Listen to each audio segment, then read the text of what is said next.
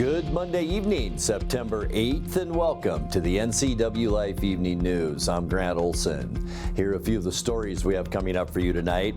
A former custodian at Sterling Junior High in East Wenatchee was charged late last month with sexual offenses against a student there 2 years after his initial arrest. A Moses Lake man has pleaded guilty to child porn possession after his arrest last year. Cooler temperatures and showers are expected through the week. Your full local weather forecast is coming up.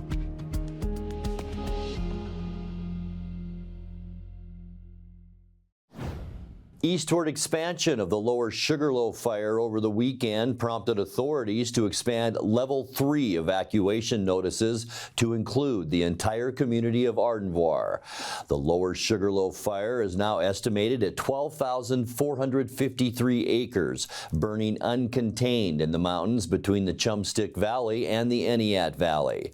Everyone inside the Level 3 zone is urged to leave immediately.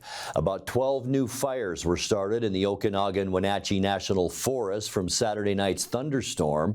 That includes the Mack Creek Fire on Icicle Ridge and the Dirty Face Fire burning on the ridge of the same name above Lake Wenatchee. Operations Section Chief Nathan Goodrich with Northwest Team 3, the incident team handling the Lower Sugarloaf incident, said 2 lobes of the fire extended southeast and northeast during weekend growth. When the fire crossed a predetermined line towards communities, new evacuation levels were called for. We had some fire growth in this area, the Kluchman Creek up from French Corral over the last couple of nights. And then yesterday afternoon, we also had this lobe of fire coming down towards Indian Creek and the upper parts of Tillicum Creek. And with the fire behavior we observed the previous night, we expected this to do the same last night, and fortunately it did not. This map is not entirely representative. There's a little bit of fire out into this country here, but that's as far as it progressed. And so when we were looking at that yesterday, again looking at the fire behavior history here and then what we expected here to happen, and it reached what we call a management action point, which was a line went through about right here. It reached that MAP, and so that initiated some additional evacuation levels for the Eniat Valley over here around Ardenvoir and up and down river. So that was implemented last night. I'm sure a lot of you were affected by that or understand that from the county's website. And so we surged some resources over there to Ardenvoir last night in preparation for if this fire were to move down there. And again, fortunately, it did not. But we still have additional staffing over on this side for the valley and for structure protection. A former custodian at Sterling Junior High School in East Wenatchee was charged late last month with sexual offenses against a student there 2 years after his initial arrest. Michael Ray Van Heusen of Wenatchee is now 51. In August of 2023, East Wenatchee police arrested Van Heusen on suspicion of sexually abusing a 15-year-old student at the school during class hours. He was released without charges after Douglas County prosecutors didn't immediately pursue the case, although he resigned from his job with the school that month. On August 19th of this year, prosecutor Sean Lewis filed 2 counts of third-degree child rape and 2 more of third-degree child molestation. Van Heusen was charged by summons in order to appear today in Superior Court in Waterville. Each of the charges carries a maximum 5-year prison sentence if he's convicted. Work on McNeil Canyon Road in Douglas County resumed today after a union strike suspended the project for nearly a month. The strike is still ongoing, but the contractor hired an alternate crew after the International Union of Operating Engineers Local 302 voted not to return to work. According to the Tri-City Herald, members of the union went on strike August 12th after rejecting contract negotiations with the Associated General Contractors. The McNeil Canyon Road project began in June, and workers participating in the strike are employees of the Seattle-based contractor Scarcella Brothers. The union has not responded to requests for comment from NCWLIFE News. The county estimates paving will be finished in late October, and the project will be completed by mid-November. Beginning today, visitors to Saddle Rock Trailhead can expect temporary access restriction as Chelan County PUD contractors replace a 700-foot water main along Circle Street. For the next 3 weeks, construction will occur Monday through Thursday. Trail users may experience traffic delays up to 20 minutes during work hours. Water service in the area may be temporarily unavailable, and the PUD is encouraging hikers to bring water for themselves and pets. Access will return to normal outside of scheduled work hours. When we come back, a Moses Lake man is pleaded guilty to child porn possession after his arrest last year. The Wenatchee River Institute is launching what it calls an urgent campaign to save its beloved Traveling Naturalist in the classroom program. And work is still underway on the W.T. Clark pedestrian bridge, but the City of Wenatchee plans to reopen nearby Hale Park on a limited basis while construction goes on. I'm Grant Olson, and you're watching the NCWLIFE Evening News. Central Washington Water understands the power of healing waters. If part of your wellness routine includes hot heat from a sauna, Central Washington Water now carries indoor and outdoor infrared and hot rock saunas by Tilo. Research shows there are many health benefits to a cold plunge after a good workout or relaxing time in your sauna. Harness the power of water in a hot spring spa, plug-and-play spas, a Tilo sauna, or a cold plunge tub. Stop by Central Washington Water, your wellness experts. There's no place like home, because home is where we're totally comfortable. It's where we can be ourselves and let our guards down. It's where we make memories, and we're always imagining new ways to keep it totally comfortable. Carrier, total comfort, totally happy. Call Alpine Air Heating and Cooling today. Your comfort is their priority. A Moses Lake man has pleaded guilty to child porn possession after his arrest last year. 69-year-old Michael Allen Boyer entered a plea in Grant County Court last week to 4 counts of first-degree possession of sexually explicit images of a minor. It was Boyer's internet usage that tipped off a Seattle task force, which in turn referred the case to Grant County Sheriff's Detective and Moses Lake Police. Police arrested him during a 2024 search of his home that was in the 4200 block of Airway Drive Northeast. Investigators say Boyer uploaded more than 100 files that contain child sexual abuse material. He's now held in the Grant County Jail to face sentencing coming up in late October. The Wenatchee River Institute is launching what it calls an urgent campaign to save its beloved Traveling Naturalist in the classroom program. The nonprofit said the program has grown over the last 5 years with funding from several sources, but now many of those grants are unavailable. The program's curriculum works to emphasize the importance of students' connection to nature, allowing kids from 6 rural school districts to study erosion, identify birds, and journal their discoveries. WRI says it's committed to continuing the program, but needs the community's help to reach its $100,000 goal. Currently, every donation up to $30,000 will be matched by donations from a local family, and donations can be made on the WRI website. Work is still underway on the W.T. Clark pedestrian bridge, but the City of Wenatchee plans to reopen nearby Hale Park on a limited basis while construction goes on. The footbridge across the Columbia River remains closed to traffic, while a $17 million project creates improved access to the Wenatchee entryway.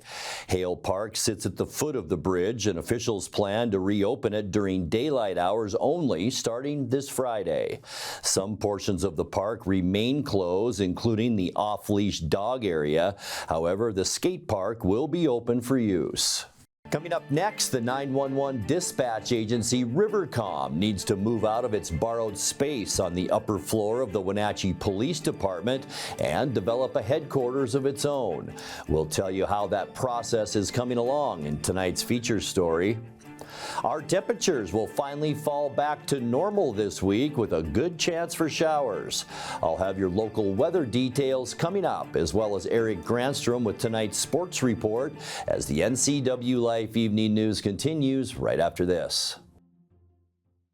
There's no place like home, because home is where we're totally comfortable. It's where we can be ourselves and let our guards down. It's where we make memories, and we're always imagining new ways to keep it totally comfortable. Carrier, total comfort, totally happy. Call Alpine Air Heating and Cooling today. Your comfort is their priority. Central Washington Water understands the power of healing waters. If part of your wellness routine includes hot heat from a sauna, Central Washington Water now carries indoor and outdoor infrared and hot rock saunas by Tilo. Research shows there are many health benefits to a cold plunge after a good workout or relaxing time in your sauna. Harness the power of water in a hot spring spa, plug-and-play spas, a Tilo sauna, or a cold plunge tub. Stop by Central Washington Water, your wellness experts. In tonight's feature story, the 911 dispatch agency Rivercom needs to move out of its borrowed space on the upper floor of the Wenatchee Police Department and develop a headquarters of its own.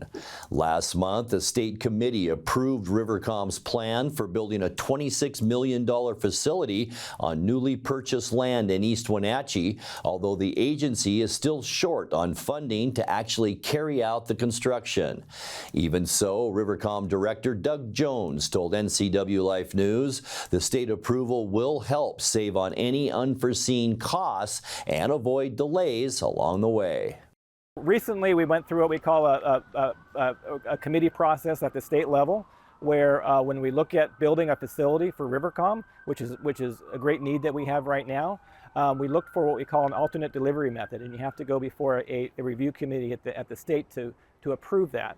And last month we got that approval. So what's that mean for the public? And as we are stewards of public funds, we always are looking for the most economic way to build a facility that meets our needs. And so what that means is that we can now do a process where we bring the contractor on early, along with the design team, to work together to design and build our facility, our Rivercom facility. So to the public, it may be a kind of a complex thing to understand, but from a perspective of saving money, this process that we've been approved by from the state right now is a big step towards making this come to fruition at a cost that is much more cost effective to the public. And of course, we're publicly funded, and we take that stewardship of public funds very seriously. Our floor currently has a limited number of positions where we can put dispatchers. As you know, and we've talked before, we have a staffing issue that we're trying to get staffing. But when we get to full staffing, we will not have enough positions to do what we need to do, in addition to train more people. So, and outside of that, yes, the infrastructure at the police department where we currently are was never designed to be the infrastructure for a 911 center. The power isn't there. The backup systems aren't there. So we've gone 20 years, and it's a great facility, and we appreciate the city for letting us be there. But we're at a time, especially with Next Gen 911 and the complexity of the technology, that we really need a state-of-the-art building to keep up with what we need to do to serve the public in their 911 needs and dispatching needs for our partner agencies.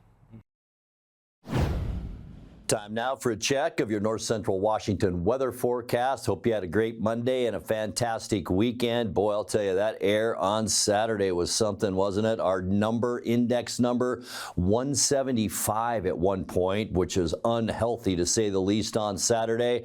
We experienced more of that today. In fact, this morning wasn't all that bad, but our air quality is slowly deteriorated throughout the afternoon. Currently in Wenatchee, we are sitting at 102, and you you can see that is unhealthy for sensitive groups. We were about 60 for most of the morning, and it's gone up throughout the afternoon, even a little bit higher, up 97, 157, which is in that unhealthy category. So we're still dealing with this hazy, soupy air, and it may be coming to an end. The reason why, a couple areas of low pressure will slide through our area this week, and look at that. We have showers, isolated showers and thunderstorms all through the week, Monday through Friday. We're going to cool down a little bit too, with temperatures generally in the upper 70s to lower 80s, right back to where we should be for this time of year. So it looks like we can say goodbye to those hot temperatures that we had in August and in the early part of September. Today's high temperature is slightly above where we should be, 83 unofficially out there today.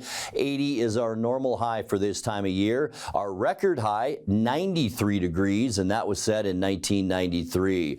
We were at 63 this morning, once again a warm one, 8 degrees above where we should be for lows at 55 for this time of year. 44, our record low, and that was set in 1962. Sunrise right at 6:30 now, and our sunset before 7:30 at 7:26. Getting you into those Tuesday temperatures, they will be slightly cooler than today, around 80 for Moses Lake, Ephrata, and Quincy.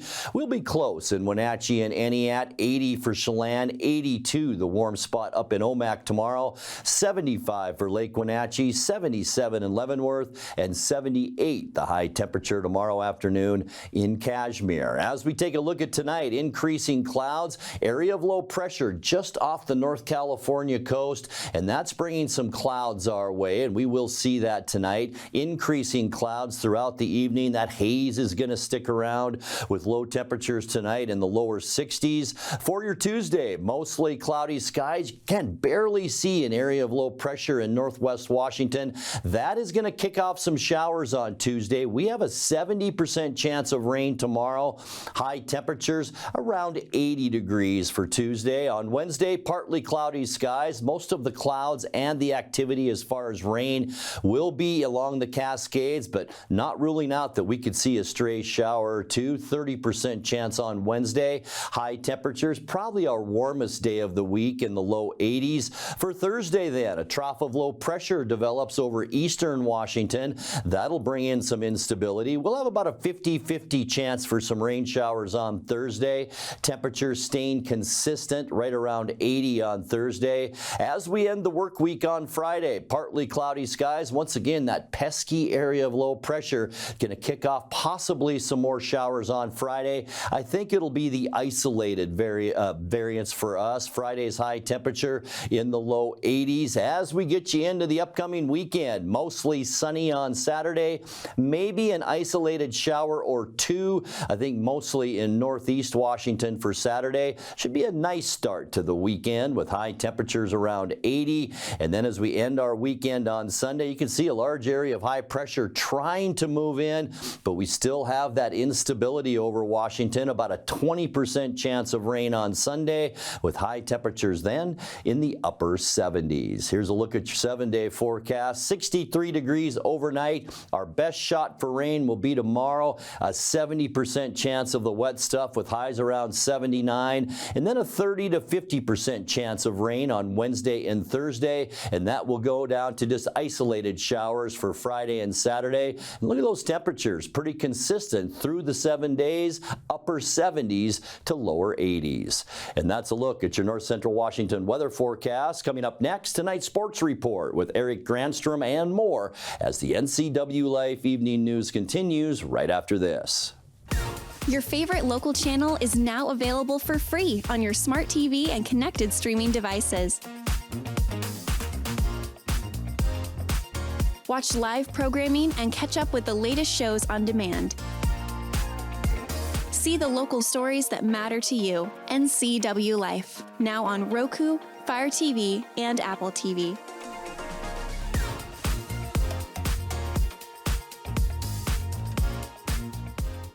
Hand off to Zielinski around the right side. Got away from one man, got away from two. High School Sports is back this fall on the NCWLIFE channel. Watch Eastmont, Wenatchee, and Kashmir games right here. Sponsored in part by our Platinum supporter Alpine Air Heating and Cooling, Biosports Physical Therapy, Coldwell Banker Cascade Real Estate, Sangster Motors, Save Mart, and Valley Tractor. Watch high school sports all fall right here on your local TV station, the NCWLIFE channel.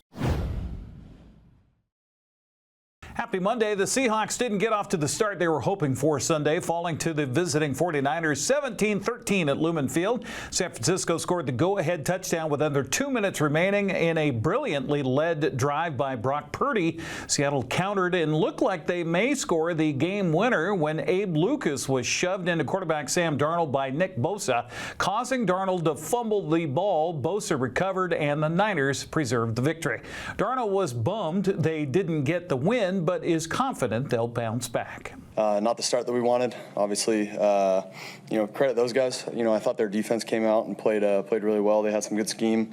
Obviously, Coach Shanahan and the guys over there are going to be ready to roll. And, for us, it was just not enough today. And I felt like, we weren't as efficient as we wanted to be on first and second down. And third down, we got to be way better as well. Not our best day today, but we'll bounce back and be better next week.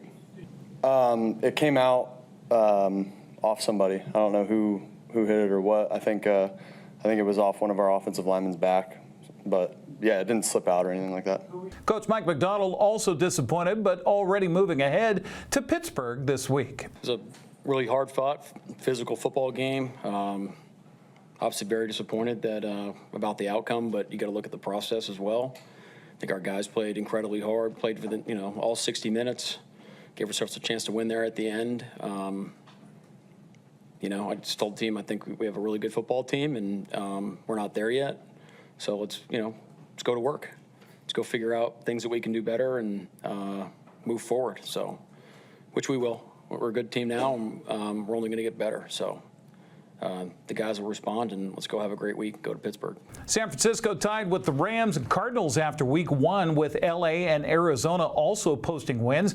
Kyler Murray led the Cardinals to a 20-13 win at New Orleans. Matthew Stafford did just enough to lift the Rams over Houston 14-9. Washington State and Washington are both undefeated following 2 weeks of college football action. The Cougars beat San Diego State 36-13, while the Dogs put a thumping on UC Davis 70-10. Central Washington fell at Montana 42-17, while Eastern Washington dropped to 0-2 with a 51-14 loss at Boise State. Well, the Mariners found their offense once again in Atlanta over the weekend, taking 2 of 3 from the Braves, including a big 18-2 win on Sunday. Cal Raleigh hit his 53rd home run, while Eugenio Suarez went deep twice as Seattle had its highest output in runs this season. Oh, stay ball. Well hit. Come on, Mike. Harris back Come on, Mike. at the wall. Oh, he dropped it. And Seattle's going to score the first run of the game. It's going to be an RBI triple. Ground ball. Nacho Alvarez cannot make the play. It trickles slowly down the left field line, and the Mariners are going to score 3. Rodriguez clears the bases, 4-0. Line to left. If that's fair, it is trouble. It's fair, and it sneaks out of here. That one's going to go deep to right, into the chop house, back to back. Ground ball, and that is through the left side. The Mariners are going to score 2 more. Pretty deep to left. Profar, track, wall, and that one is into the bullpen. He's looking to drive in more here, and he will. Going to drive in 1. Cal Raleigh, is that number 53? There she goes. Well, that might be another one. Deep to left, and Profar will watch it go. That almost went into the second deck up there. Struck him out. Ball game over. Seattle's back at home to host St. Louis tonight at T-Mobile Park. That game underway on Root Sports Northwest starting at 6:40. Seattle gained ground on Houston in the AL West after Texas took 2 of 3 from the Astros, including a 4-2 decision on Sunday. The Angels nipped the Athletics 4-3. It was a weekend of adapting and surviving in prep football. Wenatchee's game was moved from Friday night to Saturday afternoon to Coeur d'Alene due to poor air quality in the Wenatchee Valley. Came away with a big 23-13 win at Lake City.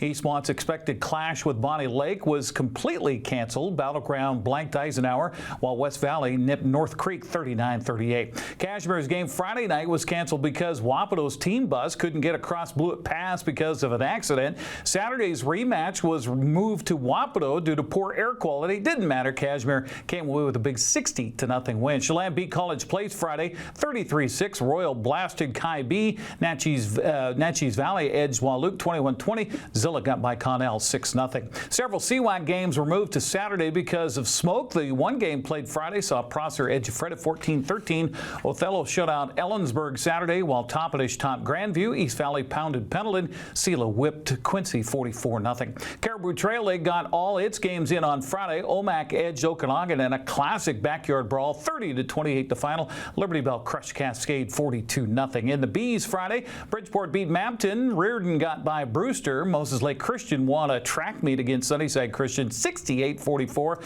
On Saturday, Pomeroy peppered Waterville Mansfield 66-8, while LaConner edged Entiat 16-6. Well, Cashmere, Cascade, Moses Lake, and Eastmont all had their girls soccer matches canceled due to smoke over the weekend. Tenino traveled to Chelan Saturday morning and won 5-0. Quincy downed Davis 3-0. Wenatchee switched venues to Sela, came away with a 3-0 win. Prep volleyball Saturday, Moses Lake topped Hermiston 3-1. Chelan edged Ellensburg 3-2. Cashmere quieted College Place 3-0, and Linden got by Wenatchee 3-2. NCWLIFE will have the first of 2 volleyball broadcasts this week. Tomorrow night at Eastmont High School, where the Wildcats are hosting Ephrata. 6:30 game time. I'll have your courtside play-by-play on Tuesday. Also, they will take the cameras across the river Thursday for Davis and Wenatchee at Wenatchee High School. A match starts at 7. I'll be courtside with your play-by-play once again. There is much more sports that we don't have the time to get to tonight, honestly. You can go to our website and find out more about that at ncwlife.com. I'm Brett Grandstrom. That's sports. Have a happy Monday. And that will do it for this edition of the NCWLIFE Evening News. For more news from around North Central Washington, you can find us at ncwlife.com, on our social media channels, or on our mobile app. And now you can watch all of NCWLIFE's 24/7 programming without cable.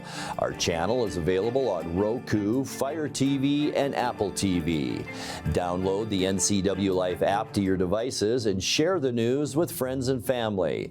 You can email us with news tips anytime at news@ncwlife.com, or give us a call at 888-6295. I'm Grant Olson. Thanks so much for being with us, and have a great night.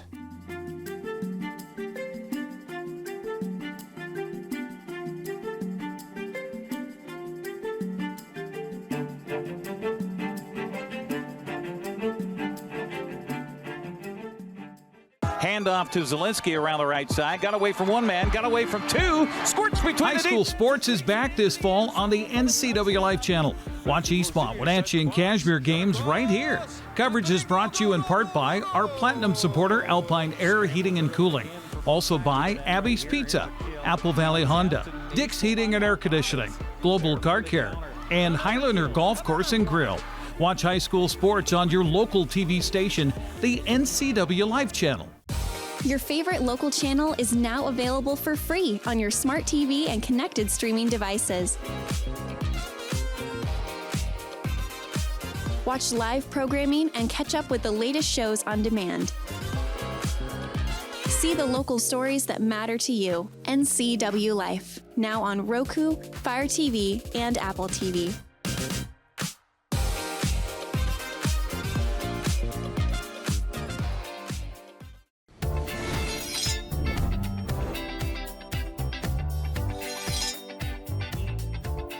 I'm Jen Mueller. Watch for my show, I Cook, You Measure, on NCWLIFE. It's part cooking instruction, part entertainment, and all about connecting over food and wine with your favorite Northwest athletes. Watch I Cook, You Measure with Jen Mueller Mondays at 1, Wednesdays at 2, Fridays at 11 a.m., and Saturday and Sundays at 10:30 p.m. right here on the NCWLIFE channel.